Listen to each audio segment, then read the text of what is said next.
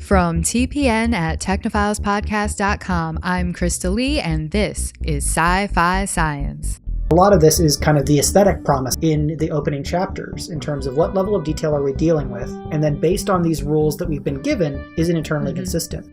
On this episode of Sci-Fi Science, we discuss Patrick S. Tomlinson's book, Trident's Forge. Double check your data disks and fold up an aluminum hat because this is Sci-Fi Science's 5th episode.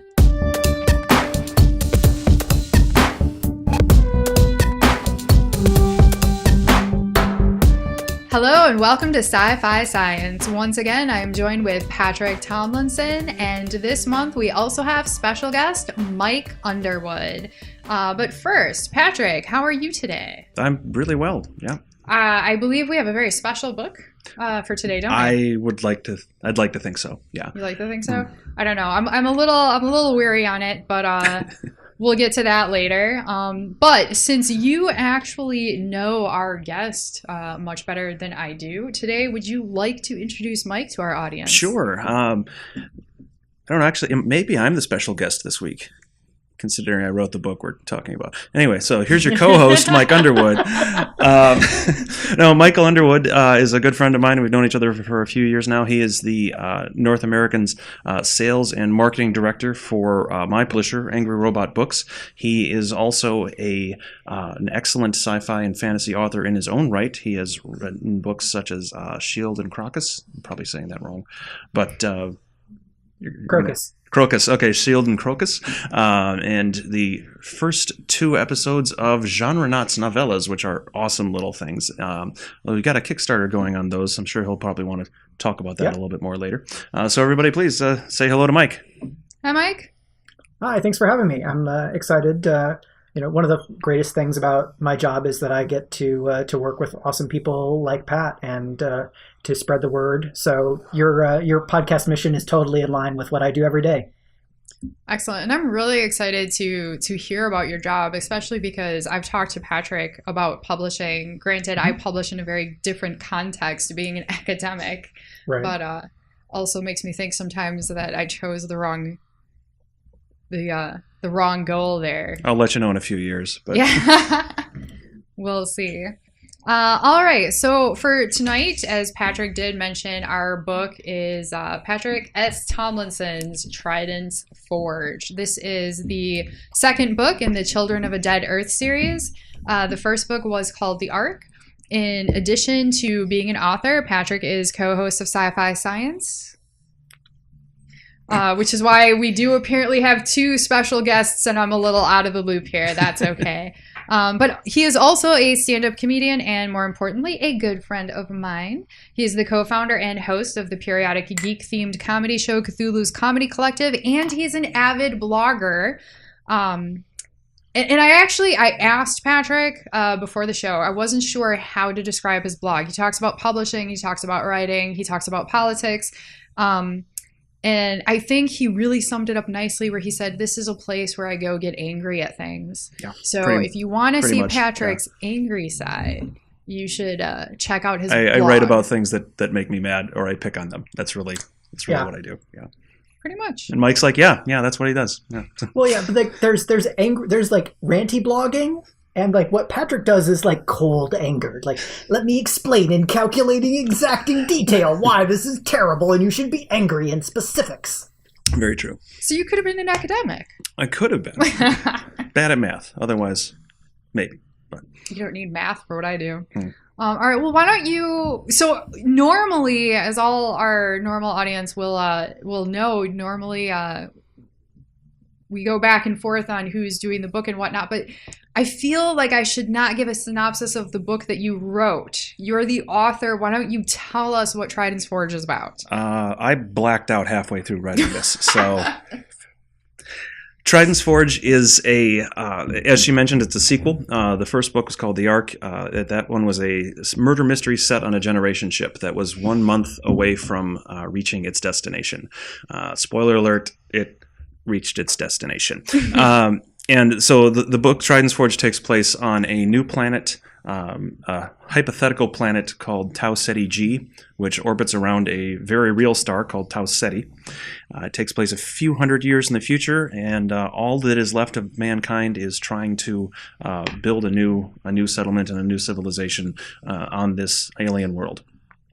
What they were not expecting when they got there was a civilization already on the surface of the planet, but there is one. So the book is really deals with themes of dealing with the trials and tribulations of a new world. There are themes of colonialism and the attenuating problems with that, and some of our shared history of issues and abuses that go along with it. Mm-hmm. There's themes of how new populations interact with one another, how that can be managed in a more positive and cooperative way, hopefully, and then always people trying to sabotage all that. So yeah. Right. Yeah, I think you got the dirty politicians in there. I would expect nothing less from you, Patrick. On both sides. So. True. This is true. I know we definitely want to get to the publishing business and talk with you about that, Mike. But real quick, what have you thought about Patrick's both of his books so far? Yeah, so as Patrick mentioned, he and I knew each other before he was pitching to Angry Robot, and he and I were talking as the books were being pitched. And, so I'd heard a little bit about it before, and we talked about a different one of his books.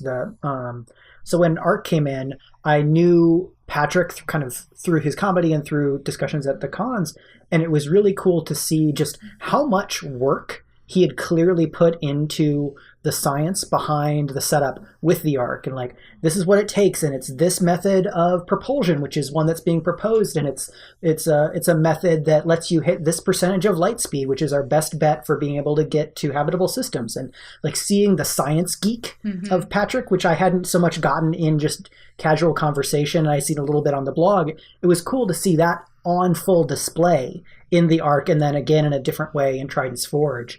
And what has really impressed me about Patrick's work in the series with Angry Robot is how effectively he's writing both a crime book and a science fiction book, where you have a science fictional setting, and all of those setting elements really inform how the crime and the mystery elements work.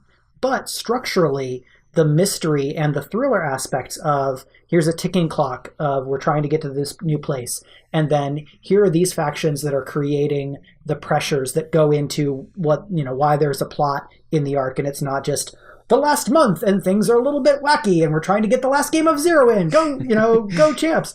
All the crime bits. So there's a lot of crossover in the genres between SF and crime, and this I think is a great example because you can read it as one or you can read it as the other, but they're stronger because they're together. And that is a really cool thing that is not done terribly often in science fiction fantasy. Sure. And another thing that's fun is that it's part of this new wave of space-based SF as people are getting excited about space opera and related space SF genres again. So all of those things make it really fun series to work on.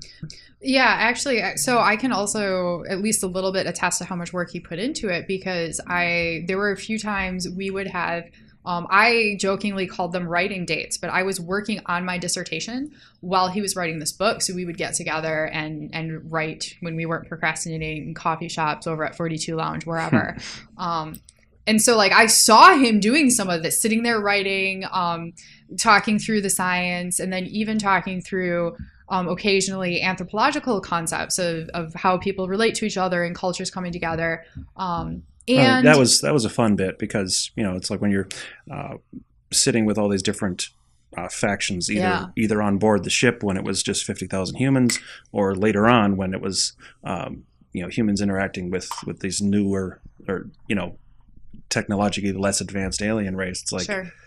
Okay, having an anthropologist around to say, okay, is this how does this feel like how people would actually react in this situation? Or how not just individuals, but how does this feel like how a society would react or overreact in these sorts of situations? Yeah. Right, and then giving him the occasional Chinese word since I lived over in Taiwan. So yeah, definitely, and I agree with you about the sci-fi and the crime aspect because Honestly, crime books aren't generally my thing, but I absolutely love this book, and I'm not saying that because he is sitting here. Thank you. You're welcome.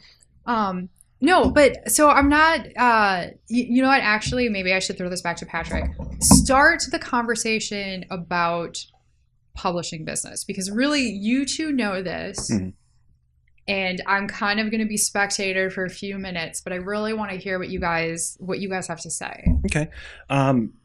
Yeah, like I'm still fairly new in this because, the ARC only came out last November, and it was a fairly lengthy process to get to that point. So I've got about 7 months now worth of experience with books actually out on the shelves in the wild. Prior to that, writing the ARC took about, it was 6.5 months to write a rough draft, and another 2, maybe 3 months of rewrites. A couple of months trying to find an agent, another couple of months after actually getting an agent with that book, before he got a bite from Angry Robot.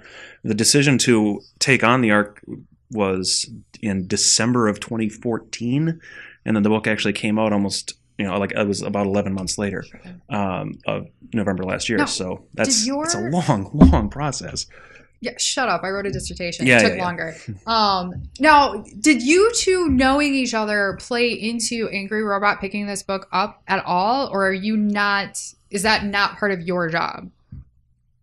So basically, because it's a small enough team, what everybody thinks about a book that we're potentially going to buy really matters. Okay. Like if I don't like a book, and my colleague Penny Reeve, who's our publicity manager, don't like a book, it's going to be really hard for us to do a good job by it because we're half of the team.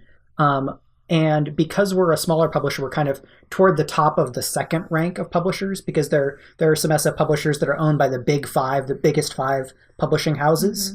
And though their SF houses tend to be larger, they have more money, they have a lot more reach, and many of them have been around for several decades. Because we're not the giants, we're kind of the in-between kind of punk kids, what an author can bring to the table can be really important to us. So knowing Patrick, I said, okay, well, here's Patrick, here's how he is, these are the cons he goes to, this is what I know about him. He does public speaking a lot because he's a comedian, he does this blogging, so he has opinions in public and he's not afraid to share them, and he'll stick by them, and that fits with our overall approach, because we have a number of other fairly outspoken writers on the list. We don't ask writers to kind of hide their politics at all. Okay. Because otherwise you would never have taken on Ramez Nam. Or you. There's that. Yeah, Ramez Nam or Cameron Hurley or Foz Meadows or Ferret Steinmetz. We have a lot of people who they have interesting things to say, and they say them. So when we had acquisitions meeting for the ARC, I said, okay, well, Mark, my boss, asked, okay, well, Patrick, Patrick, tell us about Patrick. How would Patrick work as an Angry Robot author? And I said, well, this is what I know about Patrick, and this is how he is, and this is the kind of person that I perceive him to be. And that all fed into that conversation because we work really closely with our authors. Some houses are much bigger and they don't have as much individual time with authors. And we do more conventions. So like Patrick comes to conventions when we're selling, and he helps us sell books. So having those relationships and having those be strong is really important. So it is a part of the conversation. That said, anyone who's listening to this who maybe wants to write for Angry Robot, you don't have to be our friend to publish a book with us. The kind of social factor is one of a number of factors, and the strength of the work itself is always going to be the most important thing. Yeah, that's paramount, and that's true of every publisher out there. I mean, you'll hear people say it's who you know, and that's not true. Like who you know will certainly help. Sure. But that's true of any human interaction. Sure. But if you don't, it doesn't matter who you know. If you are not writing good material, if you're not putting together a product that ultimately the publisher thinks they're going to be able to sell and sell well. Right. Doesn't matter how good of friends you are with anybody. Sure. So, yeah. That makes sense. A connection might open the door, right? But then the work has to be something that gets us all excited. If the ARC had come in and I liked it, but nobody else did, I'd be like, no, I think we should really give it a chance. And if everyone else said no, then having the connection isn't enough. So right. the work does have to stand on its own. Some other things are beneficial factors. So sometimes when there's a book that's an edge case, which the arc wasn't, we were all very positive on it. But sometimes when there's an edge case, we look at the broader factors. But it's always about the work first.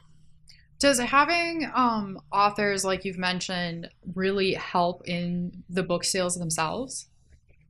Yeah, the publishing model of maybe even 15 years ago, kind of before talking about books on the internet became a major factor. Sure. And before borders went away, or before independent distribution centers went away, because there used to be a much broader market for mass markets. So this is a mass market. It's the small, kind of smaller format, a little bit more pulpy version, like that format. The $8 paperback. Is all, yeah. That's all about reaching a lot of different people. And there used to be, like, for folks who are a little bit older, my age or older, you'd see mass markets on plastic spinner racks or metal spinner racks. Well, I remember at those. Drugstores. Grocery stores. It's all over the place. There was a huge mass market distribution around the country. Forces have changed and pushed a lot of that away. But now digital is picking up. And the more digital is a major factor, and both in sales and in the way that people find books through podcasts or blogs or social media, the author has to be a part of that conversation, because what we found is that there are a lot of readers who respond more positively to an author saying, like, here's this person that you can get to know and you can be excited in what they have to say. They're going to connect with an author maybe more readily than they would connect with a publisher brand. Like, we try to put a lot of personality in the way that Angry Robot as an entity speaks online, and we bring some value there. But there's just a lot of people who follow authors. They want to get excited about an author. Authors are becoming personalities, are becoming almost celebrity-like personalities in a way that really never happened before. Sure. I mean, you always had a couple of outliers, like the big famous ones like Stephen King or whatever. Sure. But these days, like, we're way more in the public sphere. We're way more involved, and I think the readers like it because they like to think, or not just think because they do, but like they like to feel like they're able to connect much more on a more personal level with the people and understand them better. Well, it's easier to. There's a model where. No, that's fine. You're the guest. Go red ahead. light, green light. I think for a lot of people, we're way on the opposite side of the author is dead. Authorial intent is something you can just ask people about. Right. And sometimes people have unconscious intent, or there's unconscious implications. But that conversation can be you can close the circuit with an author much more readily with a lot of writers now. And I think older writers maybe are redrawing their relationships to readers, and that there's still a lot of flux, in where digital sales are, what's up with bookstores, and where do people find books, and a lot of stuff is up and down. But what we found more and more, that a strong author personality, someone who is willing to and excels at kind of being in public in whatever version or way that is, can create opportunities for themselves. Sure. So one thing, I'm not even sure if, like, in publishing how this conversation is going, but part of my own work is with social media. And of course, one of the things in the academy people talk about, or a lament, is, people don't read anymore, that type of thing. Sure they don't. But it seems to me that what you're saying is that the digital would actually help readership, because you have these conversations with the author, they're now accessible. And I'm guessing that then people might be more willing to say, hey, check out this guy who's written these books. You can, see his page at blah, blah, blah, Facebook, Twitter, whatever. Is that how you in publishing is looking at it? Or is there also some of the worry over the digital and the future of the book? Yeah, in publishing in general, since the rise of the Kindle that Amazon created, there have been any number of near infinite think pieces about the decline of reading and, like, whatever the gender neutral version of pearl clutching, like, like, there's been a lot of that about reading, like, people don't read anymore, like, what's going to happen to literature? But the reality that I've found, and the studies that we've been seeing and the ones that I look at, say that the percentage of people's leisure income that is spent on books is more or less consistent over at least the last 10 years. Okay. That Now, if average income goes down and that percentage stays the same, that's still something to worry about because, Sure. oh, well, the economy is, that's going down. So maybe people overall are spending less. Mm-hmm. Ebooks are often less expensive, so they have a lower barrier to entry.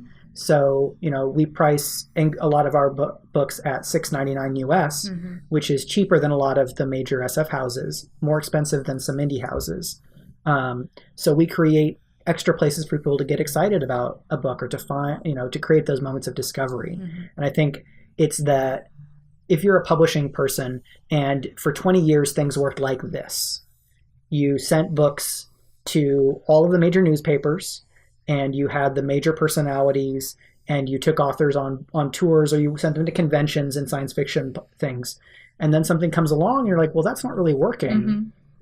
But then you have authors who can excel online or who are selling on digital. And for me, it all comes back to figuring out how each individual book can be well served and having an overall publishing program that can deal with those changes that are still ongoing very actively. Mm-hmm. As we had a DOJ suit that was resolved where the publishers got a big slap on their wrist for basically they all met in restaurants and talked about how they were going to fight Amazon. Like there was a big to-do with that, and that changed how ebooks had to be priced and what the system was. And now it's changed again, and things will change yet again in another 3 or 5 years. And we just have to ride that storm. Sure. Well, I'm very happy to hear that because I'm a huge book nerd, and the thought that books would go away is just not acceptable. You look like you wanted to say something? Oh, yeah. No, I was just going to say that... but despite everything that was just said there, it still goes back to the strength of the work. And, an author does, because you hear people say authors need to have 5,000 Facebook friends or 20,000 Twitter followers or whatever before anybody will look at them. And again, that's just not true. Mm-hmm. Like that stuff can come later for sure. Okay. But anyway. Writers like Cameron Hurley had a platform as a blog, like on her blog that she built over a number of years as a feminist SF blogger and reacting to media. And her writing fits the kind of aesthetic of her blog. And she's built a platform that way. You have people like Andy Weir with The Martian, who kind of crowdsourced science information about his book because he was publishing it online and got lots of feedback there. And the book took off. And then it had an audiobook edition, and that took off. And that led him to Random House and to the film deals. So there's so many different paths. And I think that's really liberating because it means that if you're not predisposed to excel along one path to publication, there's a lot of options now. Sure. So, if you don't mind, what I would like to do is I feel like this might actually be a good time to go to break. And then when we come back, maybe you can speak a little bit to these same issues, but specifically the Arc too, but Trident's Forge, like how you worked with that book, the decision process, like just we'll kind of use that as the example and then talk more about publishing. Sound good? Sounds good. All right. So we will be right back after this commercial break.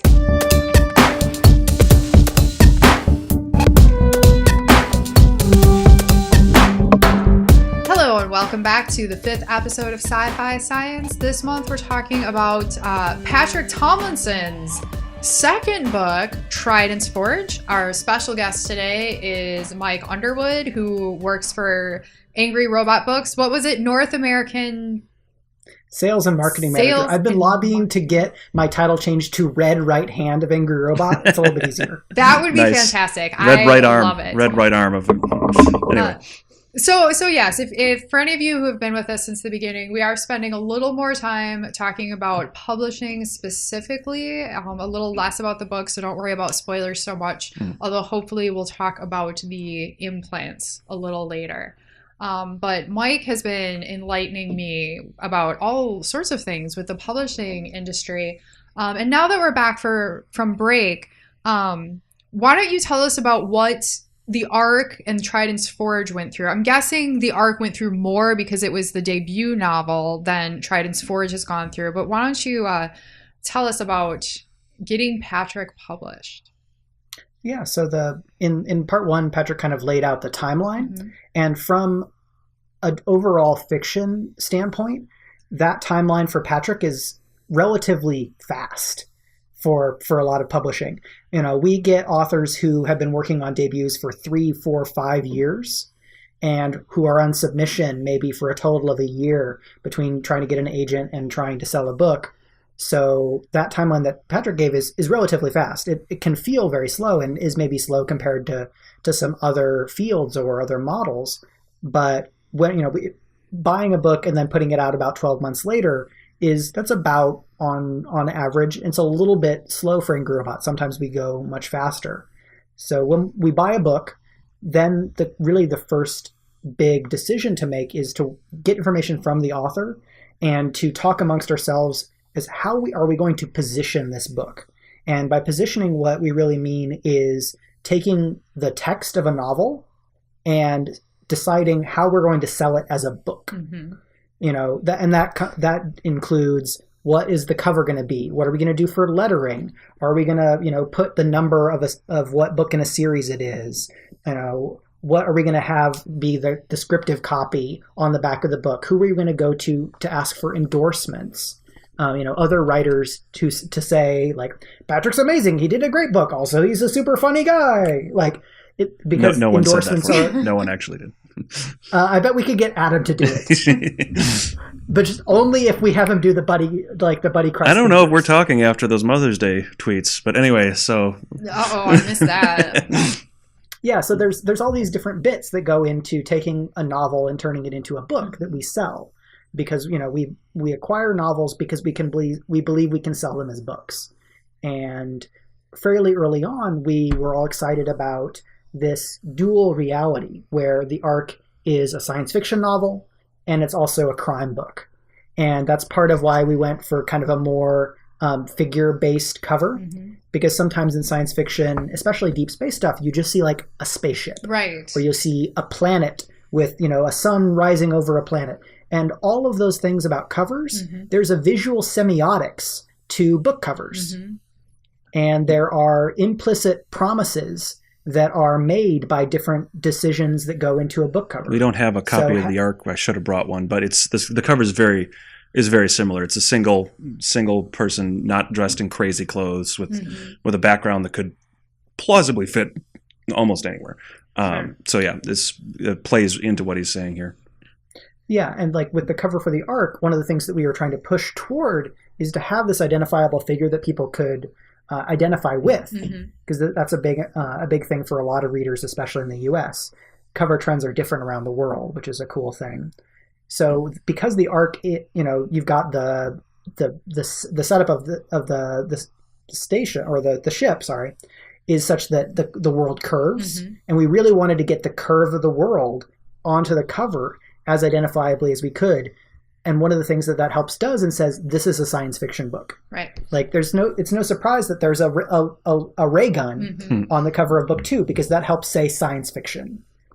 And that's one of 1,000 decisions that we make about a book.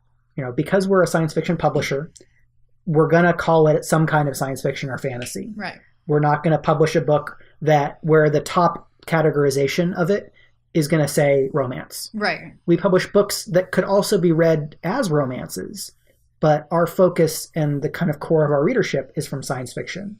So we say, what kind of science fiction is this? What readers are we going after? What books are we going to compare it to?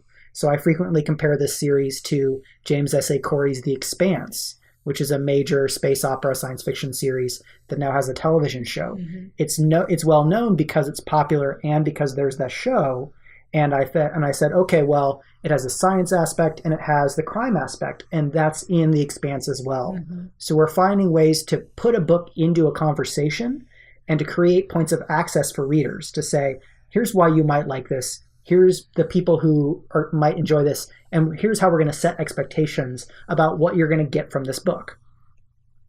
Yep. Wow. So I have to admit, being an anthropologist, like my training is just dinging left and right there, because I'm like, well, yes, of course, the implicit promises in the cover and etc. And then also, so personally, I'm a huge sci-fi geek, right? But I mentioned not really a crime reader that much.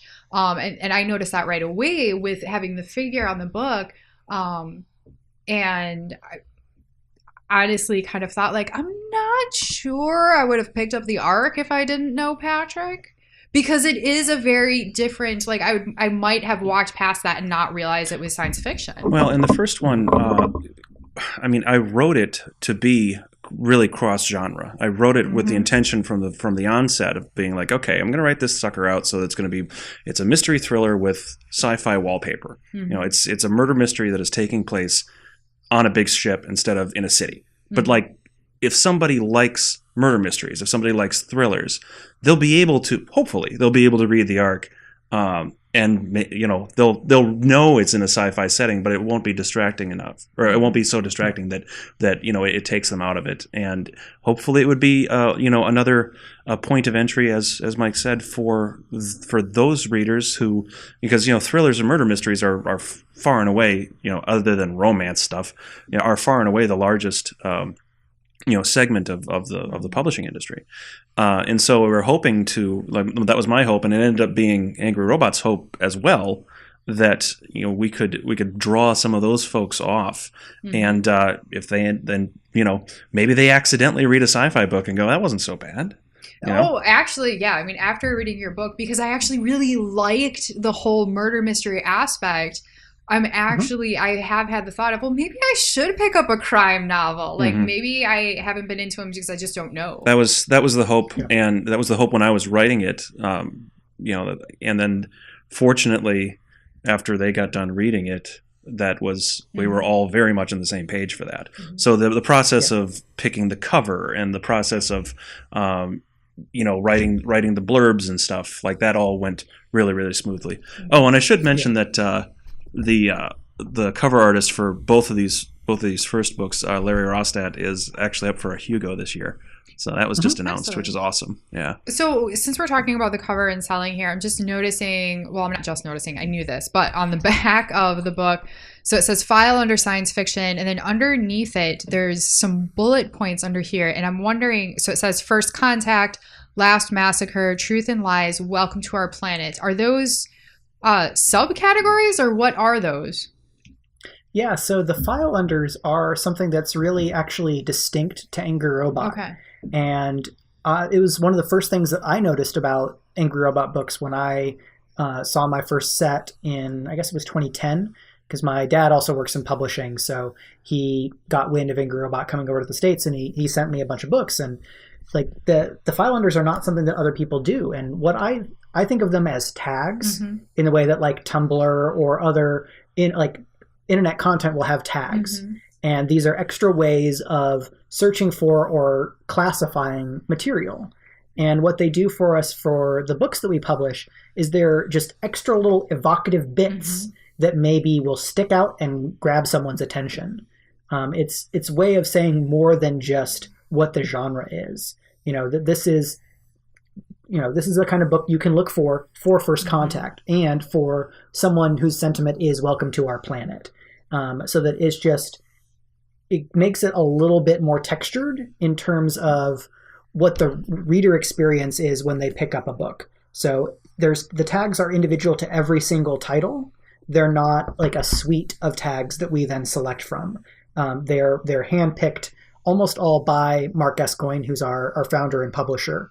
And it's usually the last thing that he does before finalizing basically the design file that is the cover. So he'll have taken months and months, sometimes more than a year worth of discussion about what is important about this book. And then he crafts the file unders that are basically that nice little cherry on top in terms of helping people find They're almost like hashtags. Yeah, that's actually what I was thinking. I actually really like it, and I'm kind of surprised that you said this was unique to Angry Robot, because it seems like such a good idea. I mean, that is definitely something where, because let's face it, right? We're all busy. So sometimes, yes, I buy books based only on what's on the outside. Yes, picking up a book and being able to see like just 4 little bullet points, and I don't know if it's always 4, but even if it was just 3 or 2, I would definitely buy a book based on that. I would absolutely look and say, oh, First Contact, Truth and Lies, Welcome to Our Planet. I'm going to buy it, even without knowing anything else about the book. Yeah, there's some libraries and bookstores that are doing blind book dates, which is a fun idea where they'll take a book, usually hardcovers and the larger paperbacks. They'll wrap it up in like brown paper, and then they'll say like, for an evening of mystery. And then they'll do things that are like our file unders. They'll say, train journey, something, and they'll give you a bit of a sense of what the feel of the book is going to be, or maybe a little bit about the setting, but there's still that sense of mystery. Sure. And I think those little hashtags or tags are just interesting little oddities that can stick out of something that otherwise, even if it's got a cool and pronounced design, ultimately is just another book. It's a book. It has book things on it. It has words about being a book. It's made of pages. There's 4 square edges. Yeah, it's made of pages. Dead trees. There's some squirty, inky stuff. It's made out of dead trees. Like lots of commonalities here, but a way of standing out. And because, as you say, everyone's very busy, there's so much content out there, more than anyone could consume in 100 lifetimes. Right. Every little advantage that we can give a book to help stand out is going to be worth it. Okay. So going from that point, so you have the cover. We've talked about the little bullet points. So then what comes next? All these decisions are made. You have this physical dead tree with ink. Now what do you do? Where do you go with the arc from there? Yeah. So simultaneously, during the process where we're figuring out how to position a book and deciding who to get for the cover and what kind of the final copy to go into the catalog should be, we have sales partners. So in North America, Angry Robot distributes through Penguin Random House. That they're the largest of the big 5 because they're 2 of the formerly big 6 that got together and made a gigantic company baby. So they do a really good job of sales and distribution. So sales is they go to bookstores and libraries and they sell the book. Distribution is they also warehouse and take care of shipping for the book. So despite the fact that Angry Robot is relatively small as a publishing company, we have 4 full-time employees, we're able to reach a very wide audience because we have sales and distribution partners. So we have to prepare material for them, which is saying all the things that we've been talking about, why this book is special and what kind of book it is for who as readers. All of that information has to go into systems that they use, because then they take the enthusiasm we have that we presented to them and use these systems. And there's something called a title information sheet. They put lots of it into these and other systems and metadata and all this kind of stuff to organize hundreds and hundreds of titles. Then they go out and get excited and get people excited. And then those booksellers order the book. When it's printed, it goes out to them. They put it on their shelves and then they get excited. And so what we do is one part of a long chain of how the physical trade publishing world works. Academic publishing is its own thing that Krista-Lee, you would know. But for kind of trade publishing and fiction, you have to do the sales and distribution side. And then when a book is out, we move into publicity and promotion, where we'll put a book on special discount on Amazon or Barnes & Noble or our own website. We'll get Patrick on to blogs or to podcasts. We'll meet up at conventions. So there's all these extra things that we try to do, and we have a plan for every book to remind people or let people know what this book is. So we try to target those readers that we've decided are the readers we think are going to be for that book. And we find all the different ways that we can to reach those people and to bring their attention to the book in the series. So I have a question. While you're doing that, when you're making up this plan, is this something where you would talk with Patrick or with another author and say, these are the things we would like to do, what would you like to do? Or is this more of a one-way street where you call up Patrick one day and say, you must be at this con, you must be a guest on this blog, etc.? It's much more of a two-way road, because we want to know what any individual author is excited to do, what connections they already have, what plans they'd like to do, because even I'm very happy with my job. I'm very proud of the work that we do. But even a publishing company that's very invested in a book is never going to be as invested as an individual author is in their own work, just because of an economy of scale. Yeah, sure. Because we publish around three books a month. So each of those 3 authors, for the month that book comes out, it's probably the only book that they're putting out. Very, very few authors are so prolific that they release multiple books within a month. So an author's investment is going to be very high. Wait, hold on. Does that ever happen where somebody releases 2 books in a month? Yeah. Are you serious? There are some writers who are prolific to the point of writing 4 to 6 books a year, and sometimes schedules, because those 6 books are maybe between 4 different publishers, and things get moved around. You're like, okay, this person has a book out May 4th and then May 30th. Wow. So good luck. Yeah, and see, but that's very rare. Arc and Trident's Forge came out almost exactly 6 months to the day apart, and that was enough. You know, like I can't imagine trying to do 2 in 1 month. That'd be crazy, especially with different publishers. That'd be crazy. Yeah. Yeah. So it's very much a collaborative effort to promote a book, because no one's going to know the book better than the author. And the sales and the marketing approaches that we're going to take, we want it to be informed by the book and by what the author can and is interested in doing. So I imagine that had to be easy with Patrick. I mean, I'm up for whatever. So well, because you've been talking to me about going to conventions before you were published, because we met before you were published, and you said you 2 met at a con. Yeah, we met at I'm pretty sure Convergence, which is up in the Twin Cities back in 2013. I want to say. Yeah. Which is one of my favorite cons, because it's just a big drunken binge fest for 4 days. It's amazing. 6,000 nerds all just shoved into one Doubletree Hilton for 4 days. It's crazy. But anyway, so I mean, my timeline that Mike had mentioned earlier may have been fairly compressed for the arc, but the fact of the matter is, it was still 6 years. Or like when it came out last November, I had already been at it for 6 years trying to get a book published. Sure. You know, I mean, I started writing quite a while ago, which is not to say that that's a really long time frame either. Because I mean, I have friends who are now published authors who, I mean, Mike Cole, like how long was he writing that first one? He said it was something like 12 years and 9 or 10 edition, drafts before it finally sold. You know.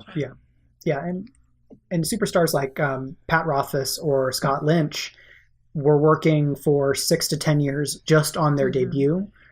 Cameron Hurley, who I mentioned earlier, the series that she has with Angry Robot, the Worldbreaker Saga, she started working on when she was a teenager, and she's in her 30s now. So sometimes with some writers, it can be almost a lifetime in the gestation before a book kind of finds its home. Sure. Well, I feel from conversations with Patrick, this is one area where writing, regardless of what you're writing, can be kind of the same, right? So I know I've definitely gotten slack from people of, why did it take you 3 years to finish your dissertation, right? But it was always like, well, okay, I was also working a job, I was also teaching classes, I was also taking, et cetera, et cetera. It's like, you mentioned, and I feel bad, I can't remember the name now, but you mentioned somebody who started it as a teenager. Cameron Hurley. Yeah. I would bet $100 right now that she wasn't starting it and then working full time writing the book for all that time, right? Like you have all these other things in your life that must be done at the same time. Oh, yeah, for sure. So, yeah, I mean, hearing someone taking 10 years, 6 years, whatever, it seems absolutely reasonable. Oh, yeah. No, the trick there is that sometimes you'll work for 6 years or even 3 years on a book, and then it'll be the start of a series, and then you're asked to produce and submit book 2 in like 9 months. And that can be really hard for a lot of authors. And that's actually what happened here, because the arc was initially was written as a standalone. Like there was no, this was not in my mind. Right. But then my agent was like, okay, well, get me synopses for the next 2 books in the trilogy, by Friday, because so I can submit it. I'm like, there aren't 2 more books in the trilogy. He's like, okay, I'm going to say this one more time. Submit synopses for the next 2 books in the trilogy so I can submit it by Friday. I'm like, okay. I remember that week because we got together that week. I remember this. And I was like, all right, let's do that. And so, Which also had something to do with the way we ended up positioning Trident's Forge, because the arc, like I said, it's a complete standalone story. I had to actually go back and rewrite the last couple chapters and then sprinkle some stuff throughout the rest of the story to set it up so that to leave the door open for, so that it would make sense for another couple of books to come along. Right. And then Trident's Forge and the one I'm working on right now, Children of the Divide, they evolved later. And so when you look at the arc, it doesn't say Children of a Dead Earth Book 1 anywhere on it. Right. When you look at the cover of this one, because the arc functions almost like a prequel, like this is the jumping off point of a new story, like big time. And so this can be read by itself independently. Yes, absolutely. And so it doesn't, so same thing. It doesn't say Book 2 anywhere on it. Like you have to go into you have to get to the title page before you actually see that it's the second book in a series. And that's because, after some conversations with Mike and everybody else at Angry Robot, it's like we'll be able to position this as a first in series, because first in series are easier to sell, because you're not going to go and look at this as like people don't go and buy book 2 by itself. But this one you can. In fact, when we were rewriting, or when I was going through the rewrite process, one of the big things that my editor had asked me to do was write it in such a way that you didn't need to read the arc. And give the back, put the backstory in, not overwhelmingly so, but put enough backstory in so that this thing can stand on its own and be a jumping off point for new readers. Yeah, no, and actually I think you did a great job, because what you mentioned with the not heavily so, that is one thing that will annoy me in books, where I'm sure we've all done it. You read that book where if you've read the first book, you could skip like 3 or 4 whole chapters because all they're doing is rehashing. And if you are reading the whole series, that's annoying. That's tough to get the balance right. But right. Yeah. And I imagine it is, but you still have to put in some right, because what if someone didn't? But yeah, this is. And a couple of reviews have come in now where they were like, I didn't even know until afterwards that this was the second book. And, oh, really? Yeah, and they still really enjoyed it. So, and it's excellent. And like I said, it's not really the second book in a series. Like I wrote a book and then I was asked to write more. And so now I'm telling us, like, this book starts after they've landed on the planet and have started a completely new life, and a completely new human civilization. So this is the jumping off point. Like the arc was the end of a story, and this is the beginning of one. Yeah. Yeah. And for me, the point of continuity is the lead. It's Benson. Because he was very much the protagonist of the arc, because he was the person who was in that moment of crisis and who pulled at that niggling thread that everyone else is like, whatever. Those are very protagonisty. And in crime fiction, kind of a series of standalones is a much more common model, because it's very much work the case. Every book is a case. The character changes over time because the character works the case and the case works the character, as Chandler says. A crime writer friend of mine kind of reminded me of that quote. So Benson's a different person in Trident's Forge than he was in the arc. And you can tell that if you've read the arc right away, like some things in his life have changed, and he's changed over the course of the book, physically and emotionally. So that is one of the places where that crime feeling has benefited us as a publisher, because we can use some of the way that the things are done there. You put these 2 covers next to each other, it's the same model. So that creates a point of continuity, even though we're not using the other signaling to say it's a series. So I have another question for you, and this is I'm kind of jumping here, but okay. As Patrick knows, I am a huge geek. And one thing I'm wondering about is, in all of my experiences with geeks, and we met at a geek bar, I study geek culture. One thing I find across geekdom is you have those people that will, like, I want to say pick on the science, right? They're going to go through and say, like, well, this is how it would work, how it wouldn't work. This author did this wrong, that wrong, etc., going back and forth. And maybe for Trident's Forge and the arc, but if you also want to go broader, since Angry Robot is a science fiction publisher, I'm guessing this has got to be something you are familiar with, right? Yeah. So how do you deal with that? Because so my academic background is in humanities and social sciences, East Asian studies, creative mythology and folklore studies. So I don't have a hard science fiction background. Like I don't have not a lot of experience in the physical sciences. So as a reader, I don't bring an expectation of certain types of technical detail needing to be really accurate. What I do bring is a sense of whether something appears to be rigorous. So that in a book that we've published, like VN by Madeline Ashby, Madeline is a futurist by trade. So she does a lot of research in science and its cultural and historical implications and projects forward how science is going to impact our lives. Reading her books, all of the science that is depicted is internally consistent. So as a kind of reader and publishing professional, the thing that I look for is, does the book meet the bar that it sets for itself? And a lot of this is kind of the aesthetic promises or the formal promises that a work makes in the opening chapters in terms of what level of detail are we dealing with. And then based on these rules that we've been given, is it internally consistent? And that applies for magic as well. You have almost the Sandersonian model of magic where magic is more like a science. It has its own physics. So if a fantasy book has that type of detail, I want it to be consistent. If it doesn't really have detail and magic is more numinous, then fine. The trick there is that whatever level of expectation you set gives you some benefits and some drawbacks. The more defined the system, the more playing within it can, I think, be something that's useful in the plot. The less it's explained, the more a big save from magic becomes a Deus Ex Machina. Or Deus Ex Magica, or whatever the fakey Latin is in that case. So as a professional, I just figure I try to pay attention to what the bar the book sets. As a professional dealing with criticism, I mostly don't respond to it. Sometimes, because there's not a lot of good cases where a publisher goes to bat to respond to a review that criticizes a book's science. There are not many cases that I know of where that's a useful thing to do, because you don't want to be combative with readers, because the readers are our customers to a degree. Basically, the biggest thing that I have when I have to deal with this is at conventions when I'm hand selling a book. Not respond.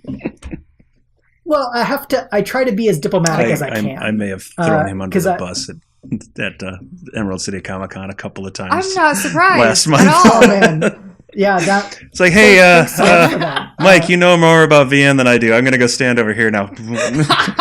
Yeah, we'll have people who, because they do have a science background, they'll come to a work with a much higher and more defined expectations. So they'll ask I'll talk about Nexus by Ramesnan, because this is a thing that's happened. I won't tell you about the person, but I kind of mentioned the science is very rigorous because he has this background. They're like, well, I'll be the judge of that, of whether the science is any good. It's pretty good. And at as that it point, happens. I respond he's an award-winning nonfiction writer, and he's a futurist, and he's worked at a startup company that worked on nanotechnology. And there's also a section at the back of the book where he talks about the science. So I'd invite you to decide for yourself. That's the most aggressive. That's very diplomatic of you. And in defense of the readers, I can kind I've known Mike long enough now to know when he's angry, and that's an angry. That's angry angry Mike. Wow, Yeah, you must be really. That's a boiling easy to get over with along rage, with. Mike. Yeah. No, but I mean, okay.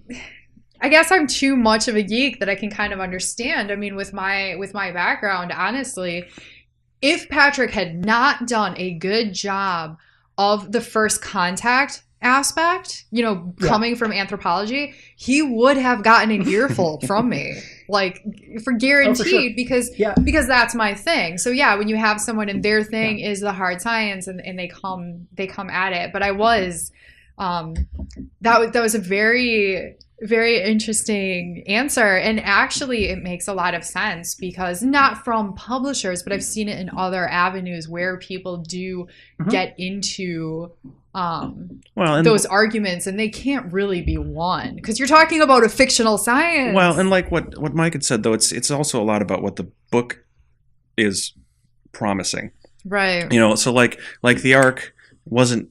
I mean, it was meant to be the science was meant to be hard science up to a point. I wanted it to be realistic. I didn't want. I wanted it to be based on real tech. I didn't want anybody to that knew of.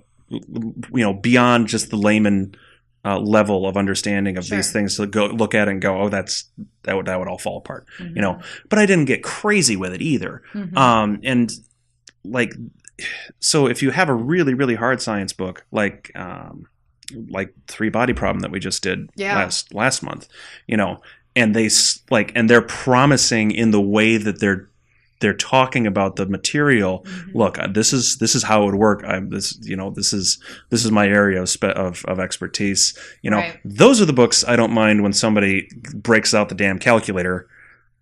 You know what I mean? Yes. Because yes. because that's the way they're trying to sell it. Right. Whereas if you're writing more of a big, almost fantasy-esque space opera, Star Wars type thing, it's like, well, you know, the X-Wings wouldn't actually make sound in space. Shut up. Shut up. That's Right. not, Yeah, you and know. everybody's got this stuff that they really geek out about. Like I get judgmental about sword fighting in TV and film. Like there was just the Game of Thrones episode, and they had there was a duel, An excellent and, duel, like, free of the way problems. Anyway. the way that fight worked was so, like, a friend of mine who's a sword guy posted about it, and I went and watched it. And I was like, yeah, as a sword guy, this doesn't work for me, and here are those things. So yeah, like everybody's got the stuff that really matters to them, and whatever matters to you, it's really hard to not care about it. Yep, for sure. Absolutely.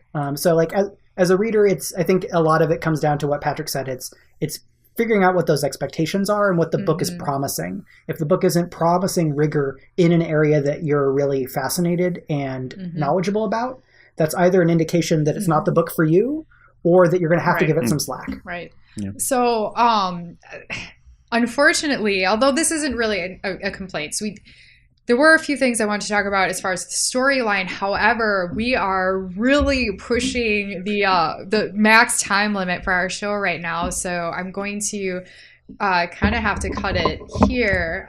Mike, do you have any final thoughts before we sign off?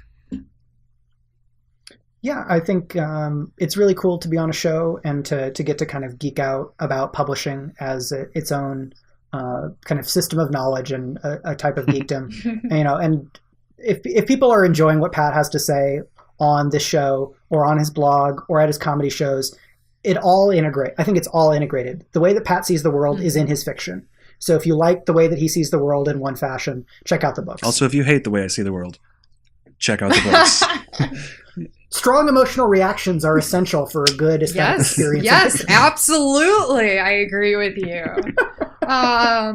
Is it weird, Patrick, if I ask for any final thoughts on the book that you wrote? No. I like it. I actually like it better than the arc because I was able to. I felt like I was able to go back and fix some of the things that I felt had been shortcomings in my debut. Not that I don't really love the arc. I thought it was a great book. But like, there's a character in there, Teresa, who's starts off as a kind of a hidden girlfriend of the main character in the first book. Well, now she's his wife, and she's also the chief of police for the entire colony. So, she gets a promotion, and she's also kicked up to a full point of view character, which made me feel good because I always felt like the arc I never felt like I had developed her enough. I did not feel like I had done her character justice the first time through because she wasn't a point of view character, and the action was, it was taking precedent and, keeping things moving along. So I didn't feel, I felt like that was something I wanted to fix, and I feel like I've done that in this one.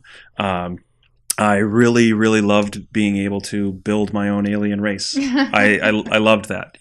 There's some authors out there. In fact, James L. Cambias and Darkling Sea, which we had reviewed a couple of months back. I loved his books, or I loved his book with with the alien species that he integrated into that. So to be able to build my own from the ground up and actually see it in print, that was really, really cool too. So. All right. Well, I guess my final thoughts on Trident's Forge would be, not being a hard scientist, everything seems internally consistent. It makes sense to me. As far as I know, having taken physics back in high school, it sounds like it would work. So take that for what it is. From the anthropological perspective, I think Patrick actually did a very good job of first contact. I think he did a good job in portraying how humanity would deal with their new situation, and also in being honest in how humans react to situations and not trying to gloss over things just because we are on a new planet. And with that being said, thank you for watching. As always, you can find us on Facebook at Technophiles Podcast and Twitter at Technophiles Pod. You can also find this show and all our other shows, technophilespodcast.com. And I'm just being reminded by our executive producer, Sci-Fi Science has our own Facebook page at Sci-Fi Science TPN. In my defense, I am also on the Technophiles podcast. Give me a break. Pay no attention to the man behind the curtain. I know, right? And then on Twitter at Sci-Fi Science TPN. We are also linked at www.technophilespodcast.com. Our parent podcast company of TPN is found there, along with some of our other shows that I have already mentioned by screwing up this sign off. And Mike Underwood, if people would like to geek out about publishing with you, where can they find you? Yeah, so you can talk to me at Twitter at MikeRUnderwood.com. The R is just the letter there. And I'm also running a Kickstarter right now to complete the first season of my science fiction adventure series, Genrenauts, which is about a group of storytellers that jump between worlds. Every other world is the home of a narrative genre where they go and find and fix broken stories. So if you like Leverage or Sliders or the comic series Planetary, maybe you'll enjoy that. And you can find the Kickstarter at michaelrunderwood.com/Kickstarter. I think I've actually come across that on Facebook. Yes, victory. I'm not sure. Maybe Patrick shared it. I'm not sure. But yeah, I read that synopsis on Facebook. So good job. And did not realize it was going to be you. Or I would have said something earlier. Anyways, and Patrick, where can people tell you about their geekdom and that one detail that you messed up? There's more than one. You can find me on Twitter at StealthyGeek. You can find my website is patrickstomlinson.com. You can find my blog as well as information and videos about my comedy, and then also information and links to my novels. So. Excellent. And as always, you can find me at GamerAnthro on Twitter, and I'm not going to list off all these other things because, you know, academic publishing. You can find everything I've done at the library at UW Milwaukee and maybe somewhere else. I don't know. I don't know where my stuff is. All right. Thank you.